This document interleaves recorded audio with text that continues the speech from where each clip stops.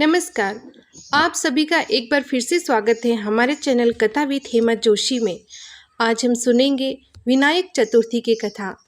हिंदू वर्ष में एक चंद्रमास में दो चतुर्थी तिथियां आती हैं तथा दोनों चतुर्थी तिथि भगवान गणेश जी को समर्पित हैं।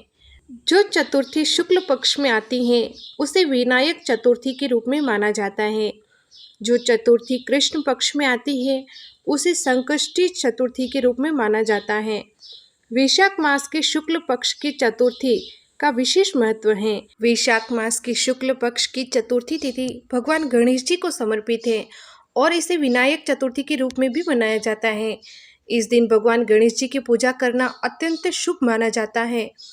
प्रत्येक चतुर्थी तिथि का अपना महत्व है और भक्त भगवान गणेश जी का आशीर्वाद प्राप्त करने के लिए इस दिन उपवास रखते हैं और उनकी पूजा करते हैं।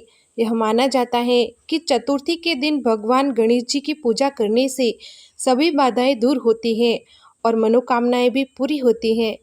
इसीलिए हर महीने चतुर्थी तिथि भगवान गणेश के भक्तों के लिए एक महत्वपूर्ण दिन होता है, जिसमें वे उनकी आराधना करते हैं और उनका आशीर्वाद प्राप्त करते हैं। इस पावन अवसर के लिए मैं आपको गणेश भगवान की एक छोटी सी पौराणिक कथा सुनाऊंगी। तो चलिए अब कथा प्रारंभ करते हैं। एक गांव में एक बुढ़िया रहती थी। वह बहुत गरीब थी और उसका कोई नहीं था। उसका एक छोटा सा झोंपड़ा था, वह भी जर्जर हालत में था। बुढ़िया हर दिन सुबह उठकर गांव में भिक्षा मांगती और जो कुछ मिलता उससे अपना गुजारा करती। वह बहुत दुखी रहती, लेकिन भगवान गणेश जी की बड़ी भक्त थी। हर दिन चतुर्थी के दिन चाहे उसे खाने को मिले या ना मिले, वह गणेश जी के मंदिर जरूर जाती और अपनी श्रद्धा से उनकी पूजा करती।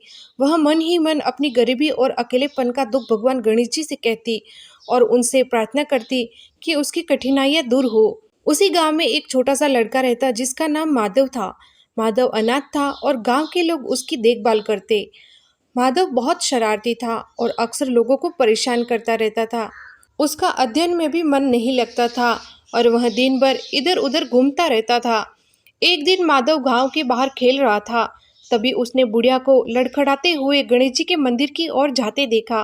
बुढ़िया बहुत कमजोर लग रही थी और उसे चलने में भी तकलीफ हो रही थी। माधव को अचानक उस पर दया आ गई। उसने बुढ़िया के पास जाकर उसका हाथ पकड़ा और धीरे धीरे उसे मंदिर तक ले गया। मंदिर पहुंचकर बुढ़िया ने माधव को धन्यवाद दिया और गणेश जी की मूर्ति के सामने हाथ जोड़कर बैठ गई। माधव भी वहीं पास में बैठ गया और बुढ़िया को ध्यान से पूजा करते हुए देखने लगा। उसने देखा कि बुढ़िया के चेहरे पर एक अद्भुत शांति और भक्ति का भाव था। पूजा समाप्त होने के बाद बुढ़िया ने माधव को गणेश जी के बारे में बताया। उसने कहा कि भगवान गणेश जी विघ्नहर्ता है और जो भी सच्चे मन से उनकी पूजा करता है उसके सारे दुख दूर हो जाते हैं। माधव को बुढ़िया की बातों पर विश्वास हो गया। उसने भी मन ही मन भगवान गणेश जी से प्रार्थना की कि उसे अच्छी बुद्धि दे और उसका जीवन सुधर जाए।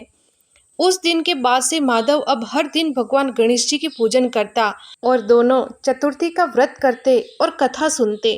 भगवान गणेश जी की कृपा से धीरे धीरे माधव का स्वभाव बदलने लगा। अब वह शरारतें कम करने लगा और उसका मन अध्ययन में भी लगने लगा। अब हर दिन वह बुढ़िया के घर जाकर उसकी मदद करता। बुढ़िया भी माधव को प्यार और आशीर्वाद देती थी। धीरे धीरे माधव एक समझदार और मेहनती लड़का बन गया। धीरे धीरे समय बीतता गया, वह बड़ा हो गया और अच्छी तरह से अध्ययन करने के कारण वह बहुत ज्ञानी हो गया। एक दिन राजा ने उसके ज्ञान की चर्चा सुनी तो उससे प्रभावित होकर राजा ने उसको अपना सलाहकार बना दिया। बुढ़िया भी अब अकेली नहीं थी, क्योंकि माधव उसके साथ ही रहने लगा था और उसकी देखभाल करता था। यह सब भगवान गणेश जी की कृपा और बुढ़िया की सच्ची भक्ति का फल था। बुढ़िया को सहारा मिल गया और माधव का भी जीवन सुधर गया।